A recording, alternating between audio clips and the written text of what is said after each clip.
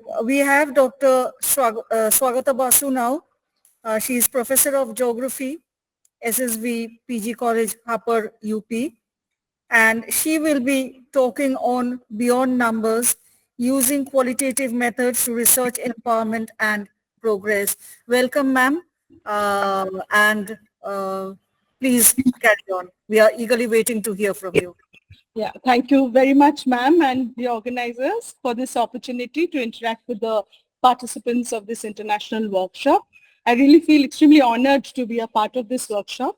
I would also like to share my screen. Is it possible? Can I do it? I've also shared it on your mail in case something... No problem. You can give it a try. If it doesn't work, you can mail it to us. Yeah. I'm not sure if I'm able to... is my screen visible now? Yes, yes. Are the slides visible? All right. It is visible. Okay. Thank you very much. So let me quickly begin that, the ways and means to really delve into the questions of empowerment of women in a scholarly manner.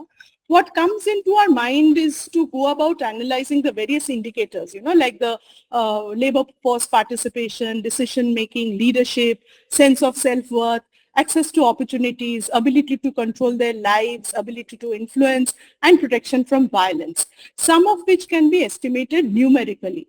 Here, I would like all of you to appreciate a quote from Leo Tolstoy's Anna Karenina, which elicits the need to undertake qualitative research to understanding the nuances of the context that play a very major role in shaping lived experiences and realities. Recognizing issues of diversity and difference lies in the heart of feminist research. So let us ask whether there is really a feminist methodology. Hartcourt and others, in their recent publication on feminist methodologies, they delineate the method as one that is engaged in creating counter-narratives to dominant traditional models of research and science, as well as through foregrounding the experiential and the embodied nature of doing research. So feminist methodologies focus on everyday, which still remains an overlooked aspect of research. These are methods that visualize the unseen and the messy facets of doing feminist methodologies. How we as feminists shape research questions, understand our positionalities, and share our research beyond academia and produce feminist knowledge. So here, what sets feminist methodology apart, I was listening to Dr. John and I was feeling really very excited the way she explained it. Now let us see how we can bring it into method. So, it sets it apart from other methods of doing social research because the tools that we employ are, one is intersectionality, helps us to visualize the fault lines of class, race, and in India, I would say caste, and thereby exposing structures of power and oppression. Embodiment is evoked through reification, memories, stories, illustrations, and drawings, cultural influences that define identity and self. Relationality examines relationships and exploring connections from different perspectives. Emotions, exploring the role of emotions in research and how to access and understand such forms of knowing guided by the ethics of care. Care is taken to minimize the power equation between the researcher and the research. And listening to silences. This is one of the most crucial aspects of doing feminist research. Now let us see how qualitative research is different from quantitative research. One, it is subjective. It has inductive reasoning used to synthesize data. It is complex and broad, and we don't test theory here, rather we develop theory. The basis of knowing is through meaning, discovery, and correlation. Our elements are words and narratives, and we also aim to believe that multiple realities that are continually changing with individual interpretations.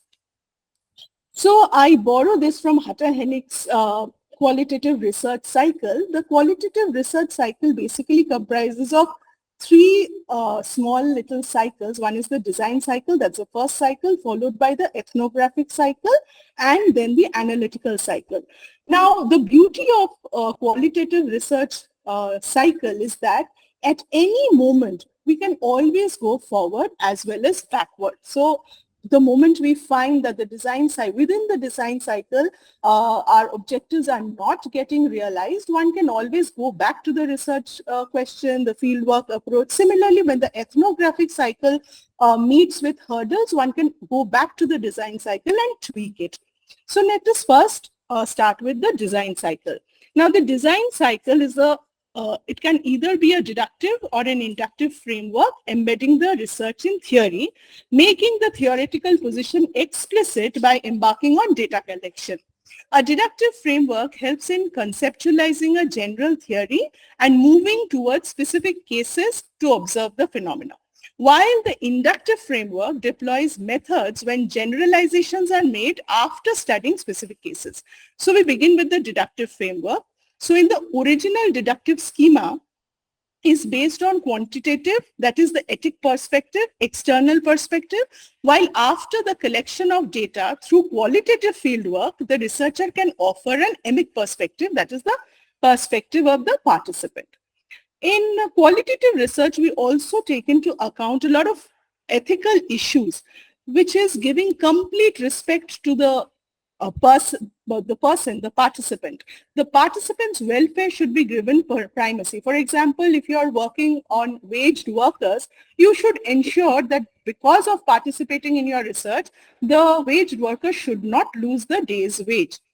Then maximum benefit of the participants, like if you're working on scholarship schemes for girl students, one should also help them to know about those schemes and how to get benefit from those. Justice is because research should never be exploitative. Informed consent is one of the hallmarks because the information provided for the research, you cannot extract information from naive contacts and use it for research without their permission. Self-determination tells us that the participant should have the right to determine whether to participate or walk out when they do not feel like participating in the research. Minimization of harm, that is, you should never put your participants at risk for participating in the research. And anonymity, we should always protect the identity of the participant, and confidentiality of the participant's identity should be maintained.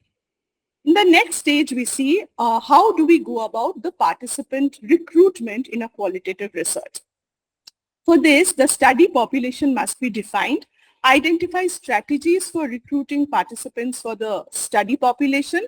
For example, if we are talking about women academics engaged in activism, we must sample women academics engaged in activism and also those women academics who are not engaged in activism for getting their point of view and the reasons why they are not engaged in activism. So in this way, what happens, a control group is also selected to participate in the research. The participants can be homogeneous, representative of subgroups, and a control group. Then how do you know how many participants must you recruit for a qualitative research? This is done on the principle of saturation. That is, the moment you recruit additional participants and you get the similar kind of research, no additional results come up from the new recruits, you know you've reached a saturation level, and that delineates your sample size. The next I'm going to talk about a few research instruments, and the first one that we use in qualitative research is in-depth interview. This is a one-to-one method done with a semi-structured interview guide. We do not go with a questionnaire, we simply go with a guide. It involves establishing a rapport with the participant and motivating the interviewee to tell the story. The reason for conducting in-depth interviews range from the need to understand how people make decisions, what are people's beliefs and perceptions, and making people attached to experiences, people's feelings and emotions. So it helps in generating narratives on people's lives. The subjectivity of the interview, the social and cultural setting or the context is also observed during the process. Now, the structure of the interview guide includes an introduction where you state who you are and what is the purpose of your conducting this research project, whether it's your PhD thesis or you're a research fellow associated with a funded project. Then you have a few opening questions for ice breaking and introducing the topic. Then you have the key questions from where you cull out the information, and then there are closing questions. So the strengths of this method is one gains insight into the personal information and is useful for very sensitive topics. The weaknesses are that there is no external feedback and the researcher needs skills to build rapport with the participants.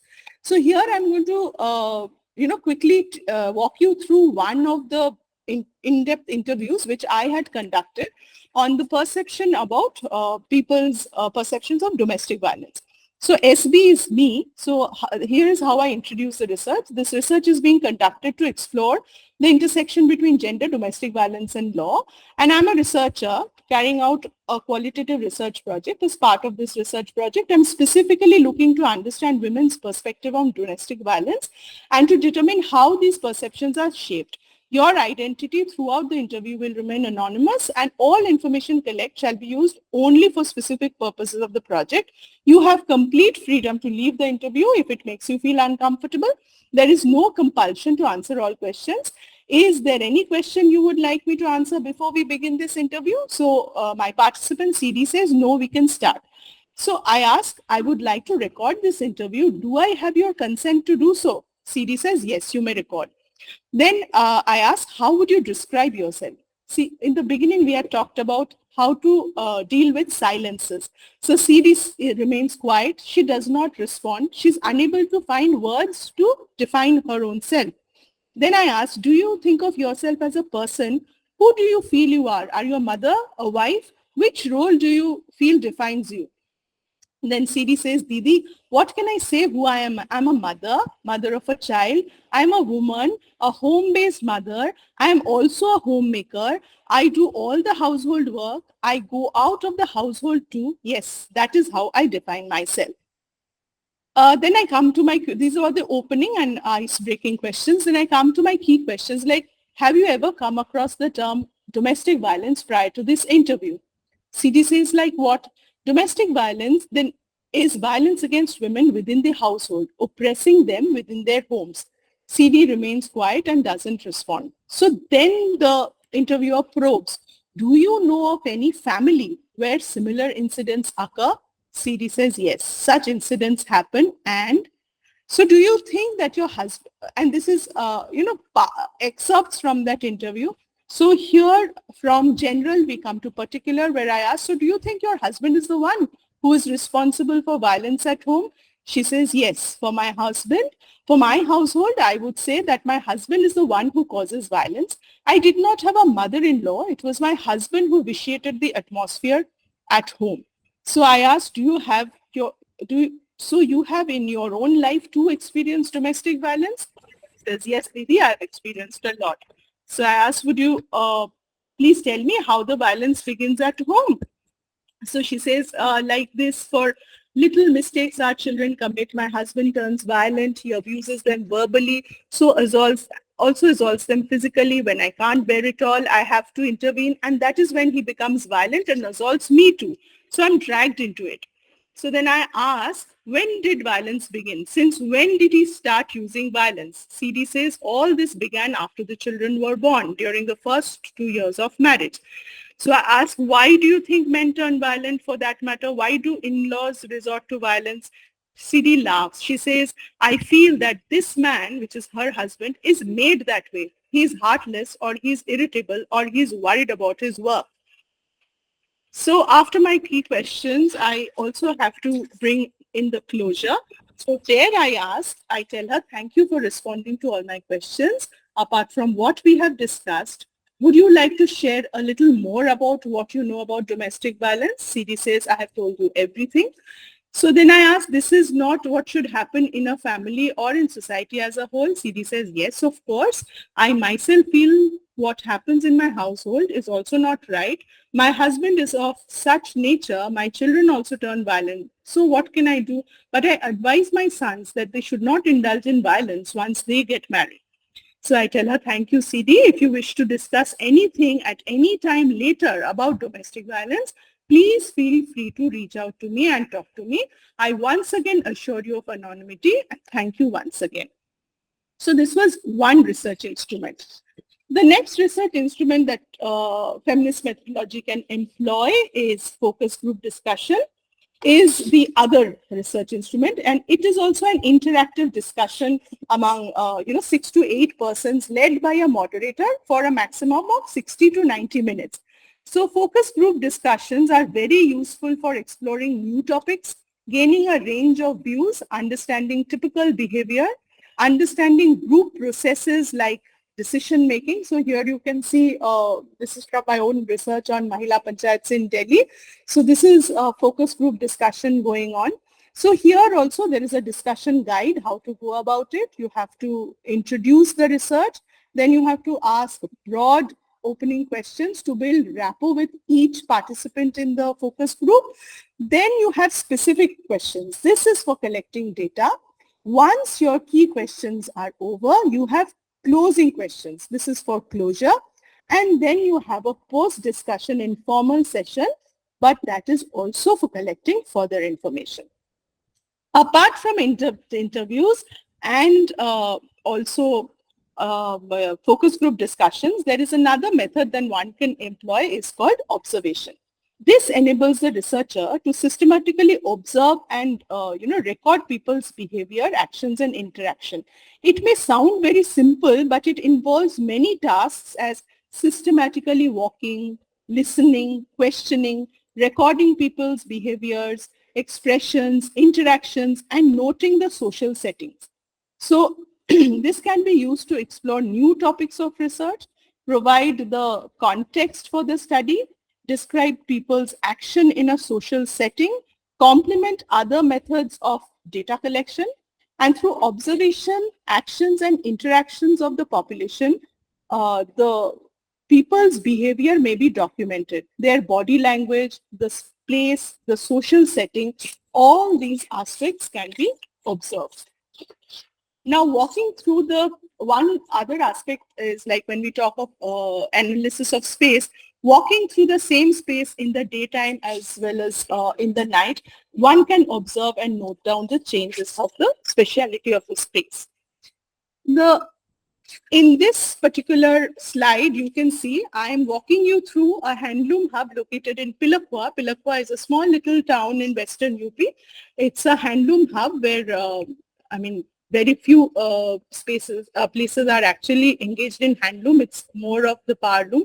So you can see, you don't have to visit this place, but then you would, from this observing these photographs, you would get a idea of how the place functions. So you can see women sitting on the curbs and they are, tying knots on bed sheets. At home, women are hemming the bed sheets. You have little children and women all sitting together and doing small chores. And then you have these huge bundles of cloth, their consignments, which they have finished and they have left it outside their doors. So you get a fairly good idea of what home-based work in a garment hub can be like, how their homes look like, how their homes are cluttered with, it's a home space and it also jostles for workspace. So this is how observation method can be used for describing places. Now we come to the final that cycle of the qualitative research cycle. This is the analytical cycle. So in the analytical cycle, whatever the in-depth interview or the focus group discussions we have conducted during our research, we prepare verbatim transcripts of those. Once those transcripts are prepared, we ensure that the data is anonymized, because when we are taking interview, we often take each other's names. We often reveal the place that we are conducting the interview in. So while the transcripts are prepared, one has to ensure that in no way the person or the place is exposed through your transcripts. After that, what we do is we develop codes. We develop some deductive codes, some inductive codes. And then the data is coded. Suppose we were working on domestic violence. So wherever she talks of the word violence, so everywhere that word violence is then coded, one can do it manually. And you can also use softwares like the Atlas DI or NVivo. Once that is done, one describes whatever one has collected. After that, the data is compared between places, between participants, and then we go on to developing theory. So with this, I come to the end of my talk, and this is the slide which I had shown right in the beginning on the basic tools that you need for doing feminist analysis of using feminist method, that is intersectionality, embodiment, relationality, emotion, and listening to silences. So this slide makes it very clear that use of quantitative techniques wouldn't really bring out the aspects of empowerment in the manner that a qualitative research methodology would be able to bring out women's sense of self, their beliefs, their understanding. So with this, I end my talk. Maybe we can have a discussion.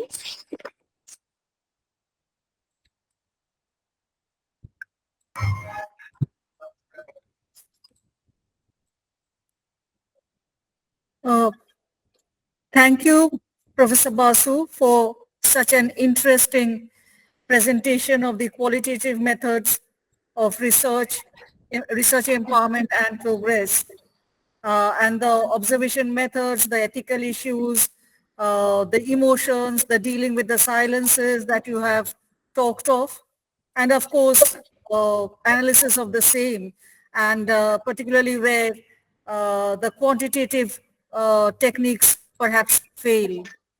So now the floor is open for questions, comments. Participants, could you please, you may ask or you may post your comments and questions in the chat box itself.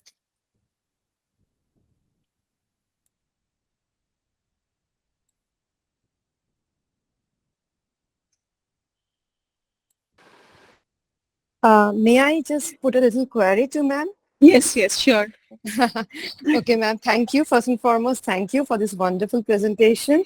Ma'am, I have a little question. Will you please elaborate or just suggest me that how do you fit in the relevance of feminist phenomenology in understanding the different gendered nuanced aspects of one's of research? The importance of feminist phenomenology, please. Well, I think one cannot, ignore phenomenology, because our entire sense of self, I think, is dependent on the phenomenological understanding of our selves. So I think qualitative techniques fit in extremely well with this, because it's only when you delve into the phenomenological understanding of the self, only then do you realize how the actions stem from their understanding, isn't it? Absolutely, absolutely. So I think I think these are the reasons where the quantitative techniques fail at a point of time, and especially with women's research. And when we are talking about intersectionality, it is so important, because our class location, our caste locations, our social locations, we cannot simply ignore and say, no, we are not monolithic. My location in a space, like, see, I can tell you my location in a space in Western UP where I work, and my growing up in a space like Kolkata, I've been there till my graduation. So my understanding of myself, sense of self, is completely, contradicting with my colleagues who probably belong to the same class. And probably because of a geographer, I give a lot of emphasis to the importance of space, space as a category, like, also which influences your sense of self, your understanding, and the outcomes also.